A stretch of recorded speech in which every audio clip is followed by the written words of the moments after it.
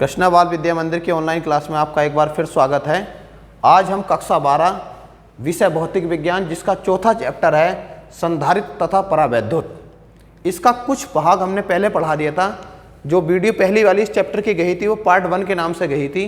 तो जहाँ तक उस वीडियो में पढ़ाया था उसके बाद जो आगे का काम है वो इस दूसरी वीडियो में पढ़ाएंगे जो पार्ट 2 के नाम से आपके पास पहुँचेगा। हमें यहाँ पर ज्ञात करना है समांतर प्लेट संधारित्र की धारिता ज्ञात करनी है जब प्लेटों के बीच आंशिक रूप से परावैद्युत पदार्थ रखा हो। तो हम ये देखते हैं कि ये कोई संधारित्र है जिसकी दो प्लेटें, एक प्लेट है x और दूसरी प्लेट है y। प्लेटों के बीच की दूरी है स्मॉल d। प्लेटों के बीच में कोई परावैद्युत पदार्थ की पट्टी रख दी है जिसकी मोटाई है t। इस पट्टी के रखने से वैद्युत धारिता क्या होगी ये हमें यहाँ पर फाइंड आउट करना है। थ्योरी में वही लिखेंगे कि माना कोई संधारित्र जिसकी दो प्लेटें x तथा y हैं और प्लेटों के बीच की दूरी स्मॉल d है। प्रत्येक प्लेट का क्षेत्रफल कैपिटल A है। प्लेटों के बीच में परावैद्युत पदार्थ की कोई पट्टी रखी जाती है जिसकी मोटाई t है और परावैद्युतांक k है। यानी कि जब प्लेटों के बीच की दूरी d थी और परावैद्युत की पट्टी नहीं थी तो प्लेटों के बीच में वायु भरी हुई थी। जब हमने t मोटाई की कोई पट्टी रख दी है तो अब जो दूरी बचेगी, शेष जो दूरी बच रही है d माइनस टी दूरी में, यहाँ लिख देंगे दूरी d माइनस टी में तो होगी वायु और t दूरी में होगी परावैद्युत। तो हम ये देखेंगे कि वायु में वैद्युत क्षेत्र की तीव्रता कितनी है, परावैद्युत में वैद्युत क्षेत्र की तीव्रता कितनी है, उसके बीच प्लेटों के बीच कितना विभवांतर है और फिर इन प्लेटों के बीच जो धारिता है वो हमें यहाँ पर फाइंड आउट करनी है। तो हम देखेंगे वायु में वैद्युत क्षेत्र की तीव्रता, वैद्युत क्षेत्र की तीव्रता वो लिख लेंगे ई नॉट बराबर सिग्मा अपॉन एप्सिलॉन नॉट। चूंकि सिग्मा बराबर होता है Q अपॉन A तो ई नॉट बराबर हो जाएगा Q upon epsilon not A। समीकरण 1 डाल देंगे, फिर लिखेंगे परावैद्युत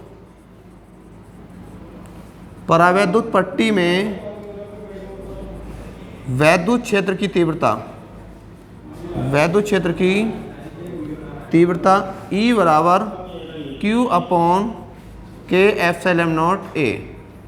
ये समीकरण 2 डाल देंगे।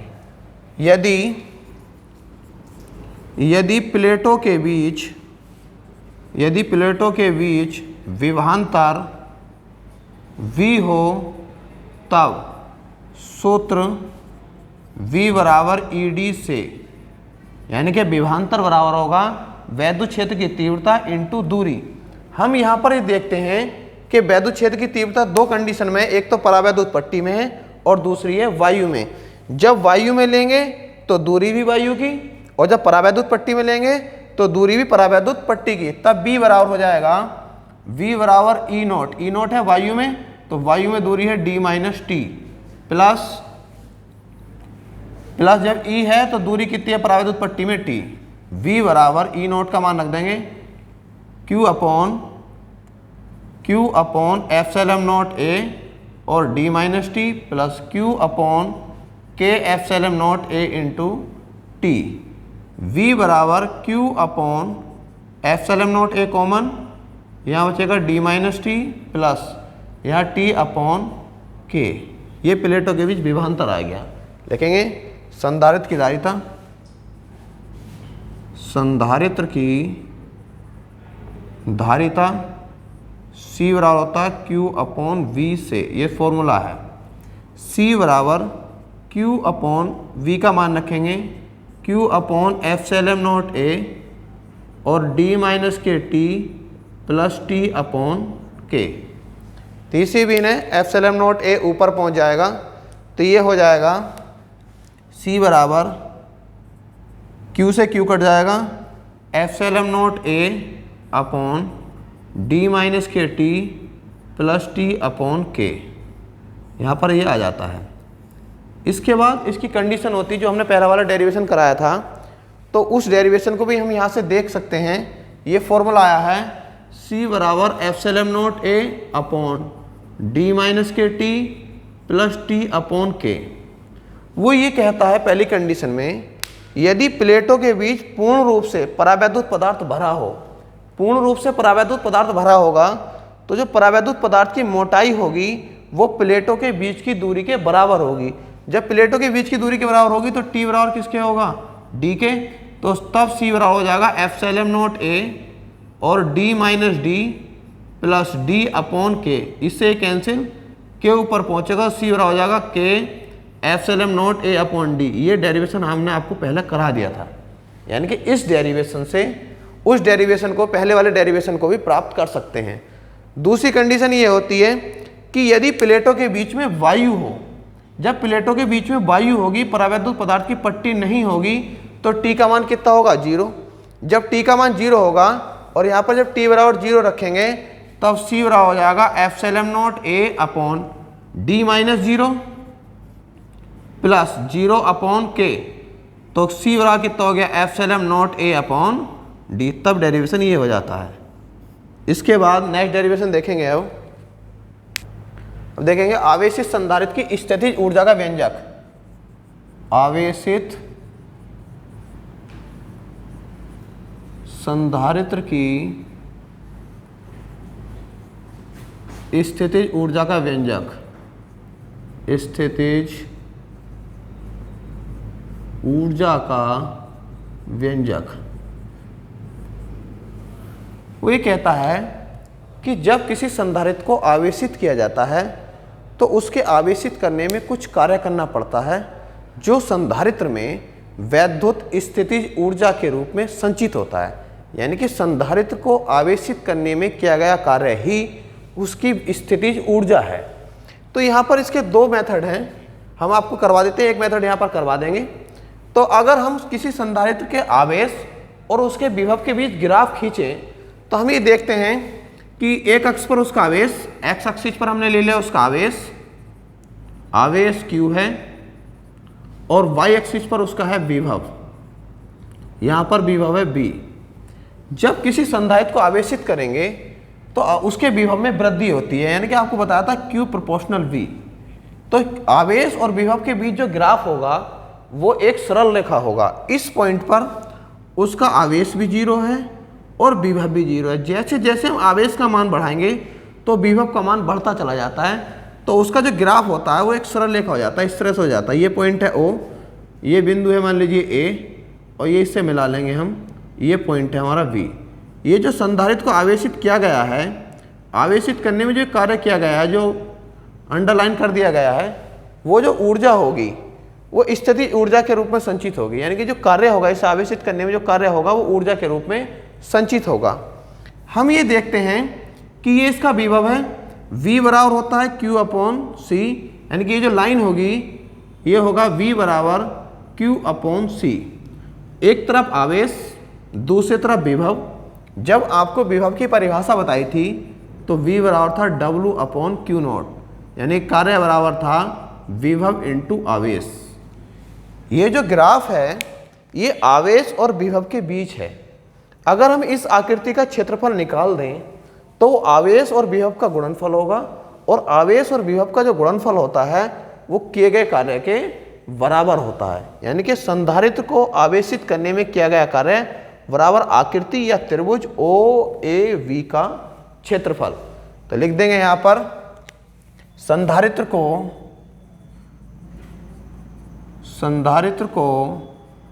आवेशित करने में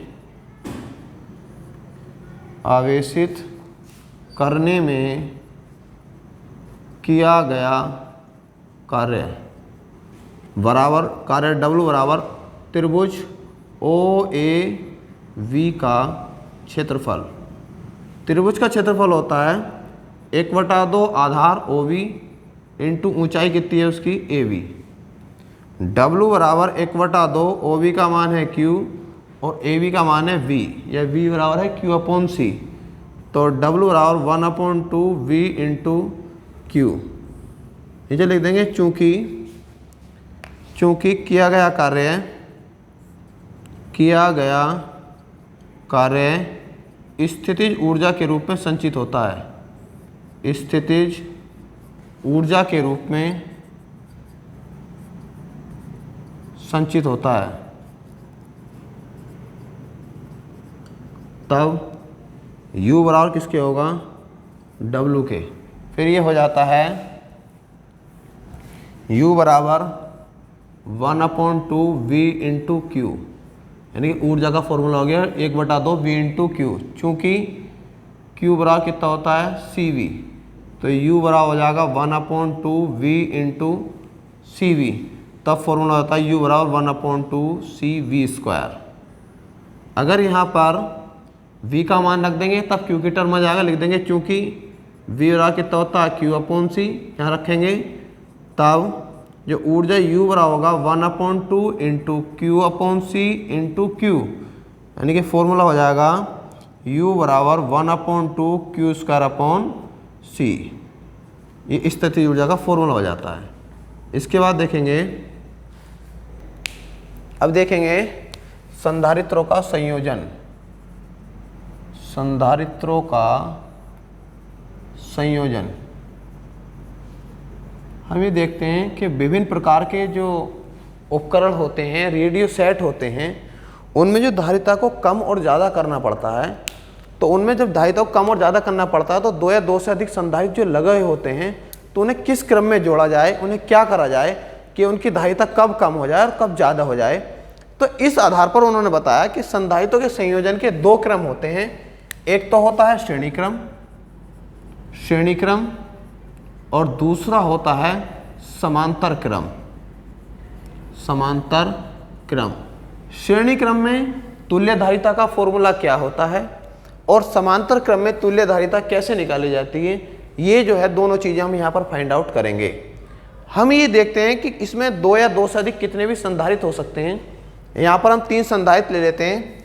एक संधारित्र ये है जिसकी पहली प्लेट है ये और दूसरी प्लेट ये। संधारित्र की पहली प्लेट पर आवेश Q, दूसरी पर -Q। दूसरा संधारित्र है उसकी भी पहली प्लेट पर आवेश +Q, दूसरी प्लेट पर -Q। तीसरा संधारित्र है जिसकी पहली प्लेट पर आवेश +Q और दूसरी प्लेट पर है -Q। पहले संधारित्र की धारिता C1, दूसरे की C2 और तीसरे कितनी है C3 धारिता है। वो ये कहता है ये तीनों अलग अलग संधारित्र हैं। संधारित्र में 2 प्लेट होती हैं, जितना एक पर प्लस होता है उतना ही दूसरी प्लेट पर माइनस आवेश होता है। वो ये कहता है कि यदि पहले संधारित्र की पहली प्लेट को किसी सोर्स से जोड़ दें, सोर्स का मतलब यह है कि बाहर से जो सोर्स लगाते हैं हम, उससे अगर हम इसे कनेक्ट कर दें और पहले संधारित्र की दूसरी प्लेट को दूसरे संधारित्र की पहली प्लेट से जोड़ दें, ये जोड़ दिया।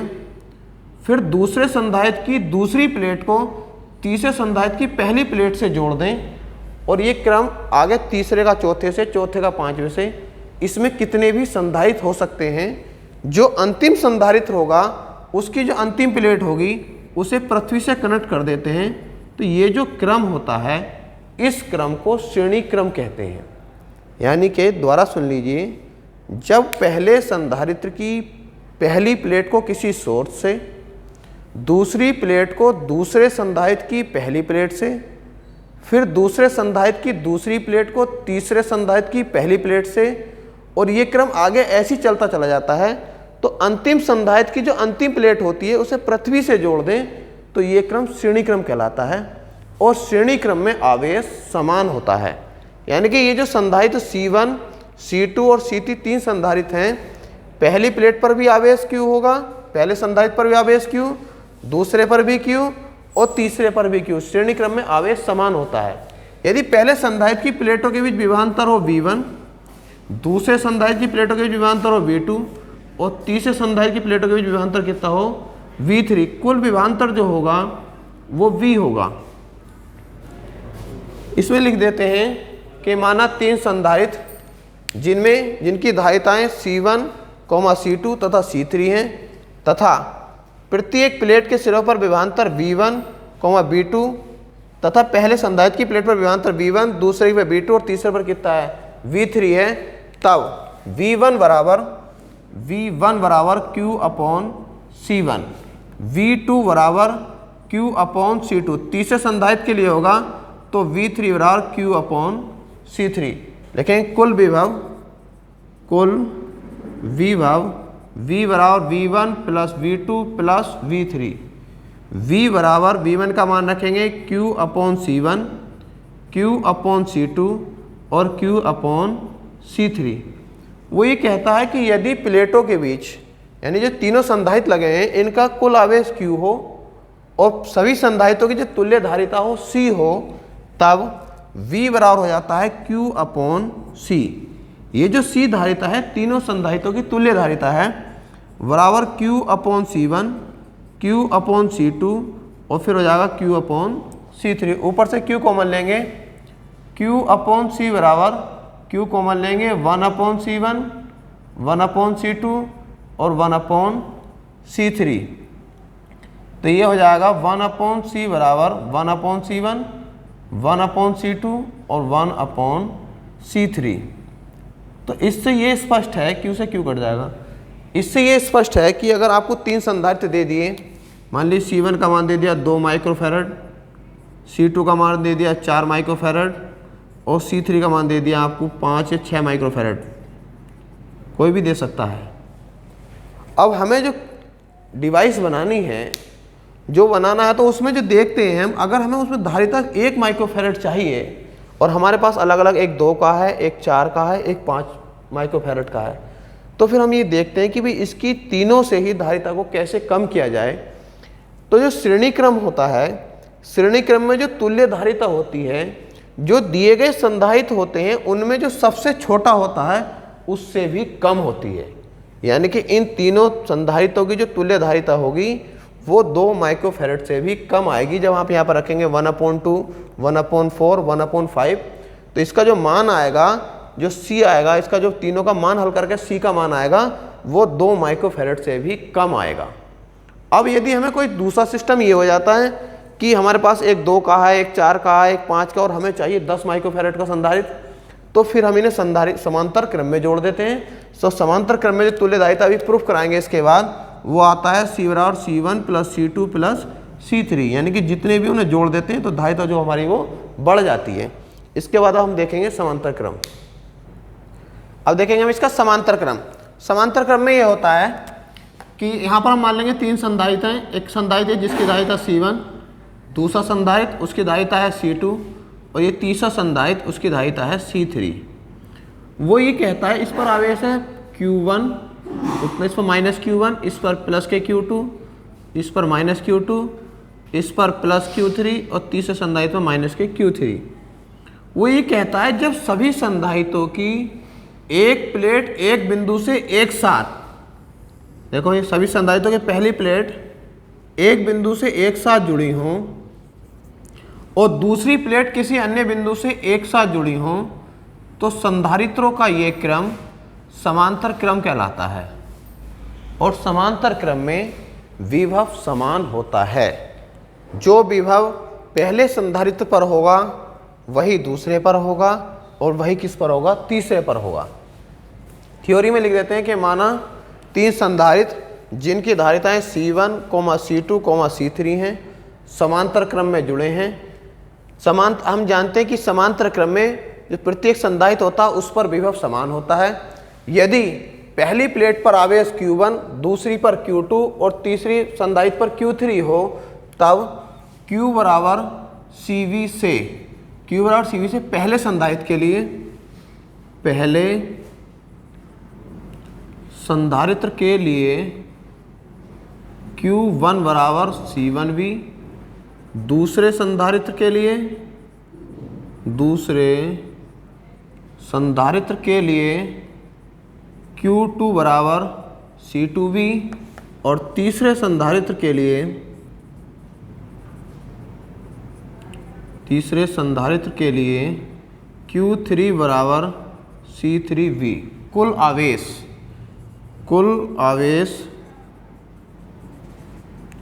Q बराबर Q1 plus Q2 plus Q3। यहाँ पर Q1, Q2, Q3 का मान रखेंगे।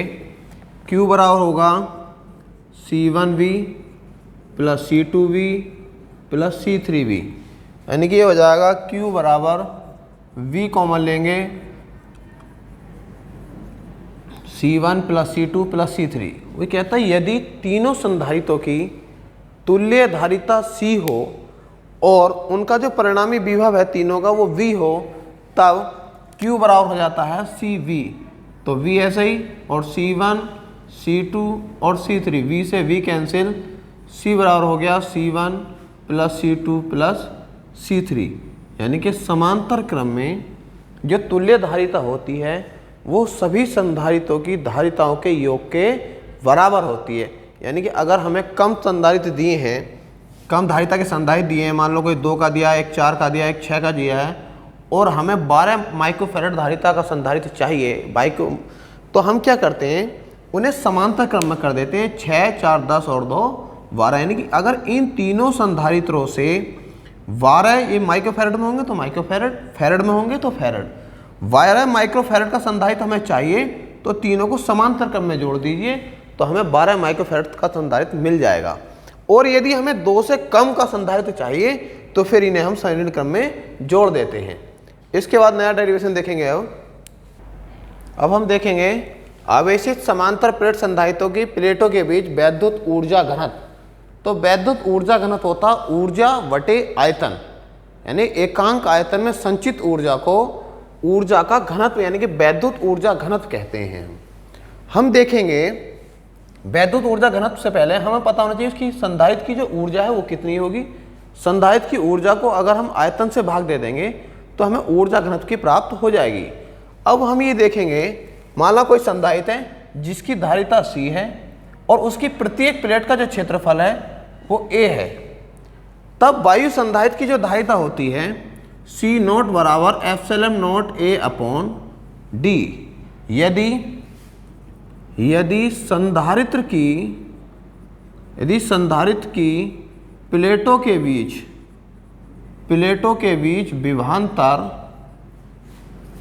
V हो तब संचित ऊर्जा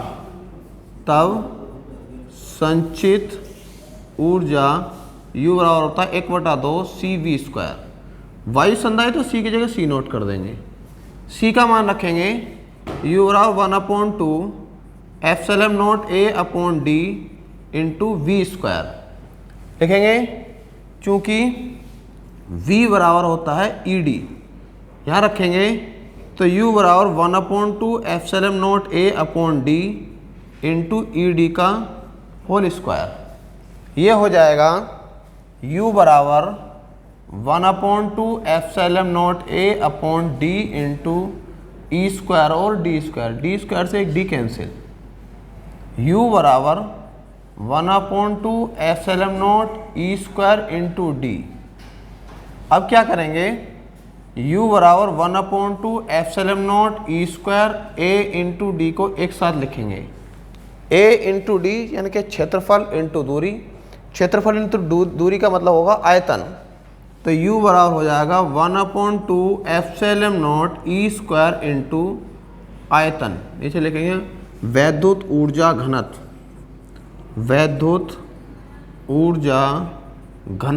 बराबर होगा वैद्युत ऊर्जा और बटे आयतन। यानी कि जब ऊर्जा को आयतन से भाग कर देंगे तो वो ऊर्जा घनत्व बन जाता है। वैद्युत ऊर्जा घनत्व को लिखते हैं U0 से, वैद्युत ऊर्जा हमारी U और बटे आयतन, U का मान रखेंगे U0 बराबर 1/2 ε0 E² इंटू आयतन और बटे आयतन, आयतन से आयतन कैंसिल हो जाएगा तो U0 बराबर हो गया 1/2 ε0 E²। यानी कि जो ऊर्जा घनत्व होगा वो 1/2 ε0 E² होगा, जहाँ ε0 जो निर्वात की वैद्युतशीलता है। यहाँ पर इस चैप्टर की थ्योरी खत्म हो जाती है। जो इसकी नेक्स्ट वीडियो आएगी उसमें हम इस चैप्टर के जो न्यूमेरिकल होंगे वो आपको भेज देंगे। धन्यवाद।